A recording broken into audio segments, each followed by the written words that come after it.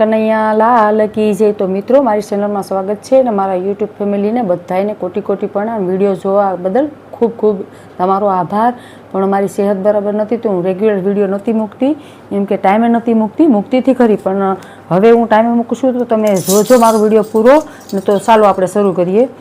લાવો લાવો કાગળ ને લાવો સાટડા રે, એમાં લખો રામા પીરના નામ, મારે ભક્તિ કરવી છે રામા પીરની રે।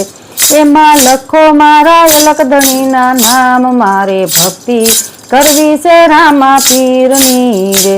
પેલા યુગમાં સોનાના બાજુટ ઢાળ્યા રે, પાટે સોનાના ગણે સો બેસાડ્યા રે। પાટે આવે મારા રણુજાના રાય, મારે ભક્તિ કરવી છે રામા પીરની રે। લાવો લાવો કાગળ ને સાટણા રે, એમાં લખો મારા રામા પીરના નામ, મારે ભક્તિ કરવી છે રામા પીરની રે।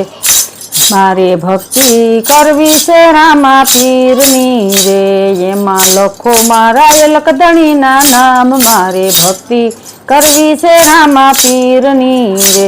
બીજા યુગમાં સાંધીના બાજુ ઢાળ્યા રે, પાટે સાંધીના ગણે સો બેસાડ્યા રે।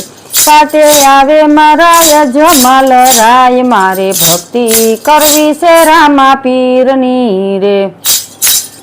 એ પાટે આવે મારા અજમાલ રાય, મારે ભક્તિ કરવી છે રામા પીરની રે।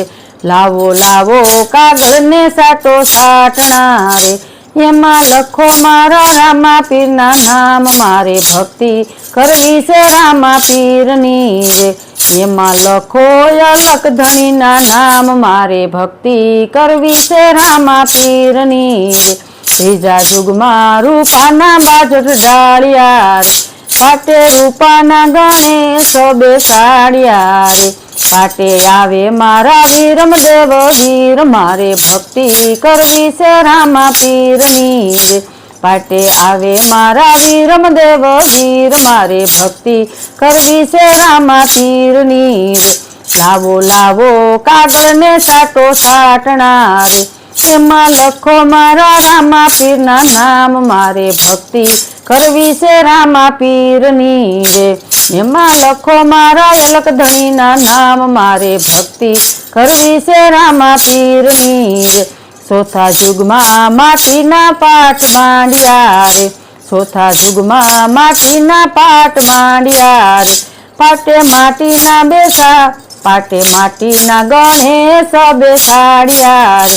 પાટે આવે મારા સગુણા બેનના વીર, મારે ભક્તિ કરવી છે રામા પીરની રે। પાટે આવે મારા સગુણા બેનના વીર, મારે ભક્તિ કરવી છે રામા પીરની રે।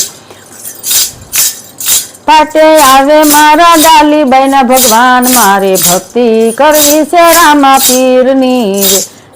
લાવો કાગળ ને સાટો સાટણા રે, એમાં લખો મારા રામા પીરના નામ, મારે ભક્તિ કરવી છે રામા પીરની રે।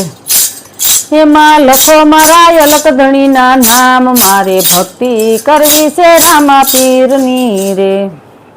બોલો કૃષ્ણ કનૈયા લાલ કી જય। મિત્રો મારી ચેનલમાં તમારું સ્વાગત છે, તો તમે મારો વિડીયો લાઇક કરશો, શેર કરશો, ચેનલમાં નવા હોય તો ચેનલને સબસ્ક્રાઈબ કરશો, જેથી કરીને નવા જૂના ભજન તમને તરત જ સાંભળવા મળે। ને આ રામાપીરનું ભજન તમને ગમ્યું કે નહીં કમેન્ટમાં જરૂર લખજો।